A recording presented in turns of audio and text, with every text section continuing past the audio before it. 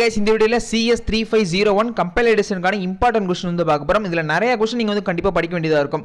எதனாலனா நீங்க theory plus probability paper இருக்கனால நிறைய क्वेश्चन வந்து பாத்தீங்கன்னா படிக்கிற மாதிரி இருக்கும். ஒரு லெசனுக்கு மினிமம் 4-5 क्वेश्चन பாத்தீங்கன்னா படிக்கிற மாதிரி இருக்கும்.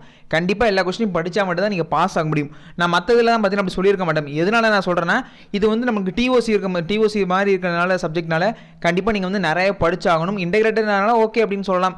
பட் இருந்தாலும் நிறைய படிச்சுக்கோங்க. ஒரு மினிமம் ஒரு லெசனுக்கு வந்து 4 இல்ல 5 படிக்கிற மாதிரி தான் நான் கொடுத்திருக்கேன். நானே இவ்வளோ கம்ப்ரஸ் பண்ணி தான் உங்களுக்கு கொடுக்கலான்னு பார்த்தேன். ஆனால் எதுவுமே முடியல. ஏன்னா எல்லாமே நிறைய இது இம்பார்ட்டண்டாகவே இருக்குது. அதனால் என்னால் கொடுக்கவும் முடியல.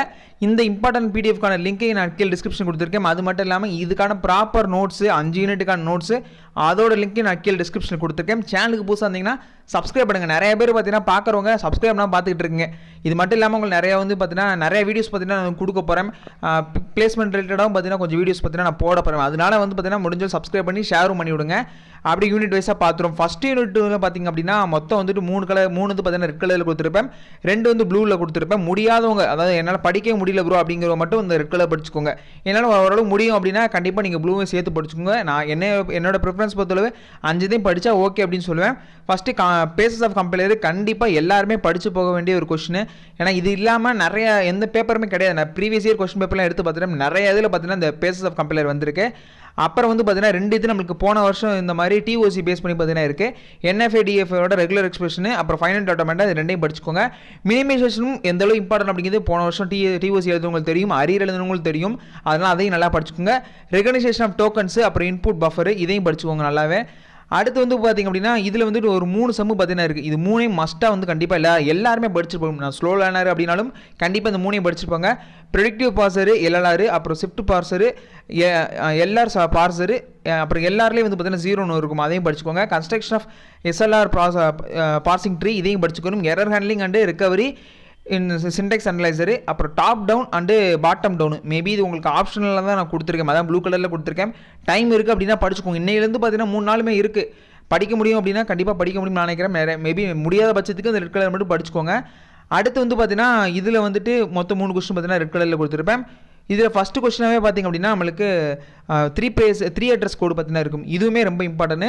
டைப் செக்கிங்கும் பேக் பேட்சிங்கும் இதுவுமே இம்பார்ட்டண்டான கொஸ்டின் தான். ஆனால் டைப் செக்கிங் மோஸ்ட்லி நான் நிறைய ப்ரீவியஸ் இயர் கொஸ்டின் பேப்பரில் வந்து பார்த்துருக்கேன்.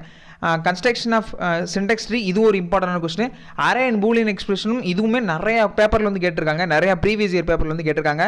அதாவது ரெகுலேஷன் 2017 நிறைய இதில் பார்த்தீங்கன்னா கேட்டிருக்காங்க. நான் கொடுத்த கைடு இருக்குது தெரியுமா உங்களுக்கு, நோட்ஸ் ஒன்று கொடுத்துருப்பேன். அதுலேயுமே வந்துட்டு எந்தெந்த வருஷம் எந்தெந்த கொஸ்டின் அதிகமாக கேட்டிருக்காங்க அப்படின்மே கொடுத்துருப்பாங்க. அதை பேஸ் பண்ணி தான் நான் எடுத்திருக்கேன். அது மட்டும் இல்லாமல் கொஞ்சம் விசாரிச்சு தான் பார்த்தீங்கன்னா இந்த கொஸ்டின்லாம் உங்களுக்கு கொடுக்குறேன். அதனால் படிச்சுக்கோங்க. நல்ல இம்பார்ட்டன்ட் கொஸ்டின் மட்டும் தான் நான் கொடுத்துருக்கேன். டிசைன் ஆஃப் ப்ரெடிக்டிவ் டிரான்ஸ்லேட்டர் இதுவுமே ஒரு இம்பார்ட்டன்ட் கொஸ்டின் தான். ஆனால் இது வந்து நான் உங்களுக்கு ஆப்ஷனில் தான் கொடுத்துருக்கேன். ஏன்னா இது முன்னாடி இருக்க நாளுமே படிச்சிடணும்ல, அதனால் இது வந்து ஒரு ஆப்ஷனில் தான் கொடுத்துருக்கேன். அப்புறம் வந்து பார்த்தீங்கன்னா யூனிட் 4 பொறுத்தளவு பார்த்தீங்கன்னா அலோகேஷன், ஸ்டோரேஜ் அலோகேஷன் ரொம்ப இம்பார்ட்டன்ட். ஸ்டாட்டிக்கு ஹீப் இதெல்லாம் இருக்குங்களா, அது ரொம்பவே important. Use and design of code generation இதுவும் இம்பார்ட்டன்ட். அப்புறம் வந்து பார்த்தீங்கன்னா ஸ்டோரேஜ் ஆர்கனைசேஷன் இதுவுமே வந்து ஒரு இம்பார்ட்டன்ட் கொஸ்டின். 4th யூனிட் பொறுத்தவரை நிறையா படிக்கிற மாதிரி இருக்கும். அதாவது 4 கொஸ்டினுமே கண்டிப்பாக நீங்கள் படிச்சு போகிற மாதிரி இருக்கும். டைனமிக் ப்ரோக்ராமிங் கோட் ஜென்ரேஷன் இது வரைக்கும் கேட்கல. ஆனால் இப்போ வந்து இந்த இதில் மேபி இது புதுசாக ஆட் பண்ணலாம்னு நினைக்கிறேன். புதுசாக வந்து இப்போ ஆட் பண்ணியிருப்பாங்க நினைக்கிறேன்.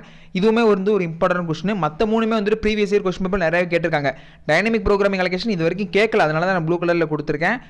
அடுத்து வந்து யூனிட் 5 பொறுத்தளவு பார்த்தீங்கன்னா இது 4மே நீங்கள் வந்து கண்டிப்பாக படிச்சு போகணும். மற்ற சப்ஜெக்ட் மாதிரி கிடையாது. நான் திருப்பி ஆரம்பத்தில் சொல்லிட்டேன். இது வந்து தியரி ப்ளஸ் நம்மளுக்கு ப்ராப்ளமேட்டிக்காக இருக்கிறனால கண்டிப்பாக எல்லாமே படிக்கணும்னு சொன்னேன். போகக்கூடிய ஒரு கொஸ்டின்னா கண்டிப்பாக 4மே நீங்கள் படிக்கணும். Principles of sources of optimization கண்டிப்பாக படிக்கணும். அப்புறம் வந்து பீப் ஹோல் ஆப்டிமைசேஷன் படிக்கணும். DAG படிக்கணும். அப்புறம் பேசிக் பிளாக்ஸ் வந்து ஃப்ளோ கிராஃப்ஸ் இதையுமே கண்டிப்பாக நீங்கள் வந்து படிச்சு போகிற மாதிரி இருக்கும். 4மே வந்து மஸ்ட்டு நீங்கள் கண்டிப்பாக படிச்சு போகணும். ஏன்னா அப்படின்னா ரெகுலேஷன் 2017 கொஸ்டின் பேப்பரில் எல்லாத்துலேயுமே இந்த 4மே கலந்து மிக்ஸ் பண்ணி தான் கேட்டிருக்காங்க இது வரைக்குமே. அதனால் எல்லாமே படிச்சு போங்க. இதுக்கான இம்பார்ட்டன்ட் PDF லிங்கே நான் கீழே டிஸ்கிரிப்ஷன் கொடுத்துருக்கேன். அது மட்டும் இல்லாமல் இதுக்கான ப்ராப்பர் நோட்ஸ் நான் சொல்லிட்டேன், அதையுமே நான் டிஸ்கிரிப்ஷன் கொடுத்துருக்கேன். சேனல் வரைக்கும் சப்ஸ்கிரைப் பண்ணனா சப்ஸ்கிரைப் பண்ணிக்கோங்க. இது மாதிரி இன்ட்ரெஸ்டிங் ரிலேட்டட் வீடியோ உங்களுக்கு டெய்லி வந்துகிட்டே இருக்கும்.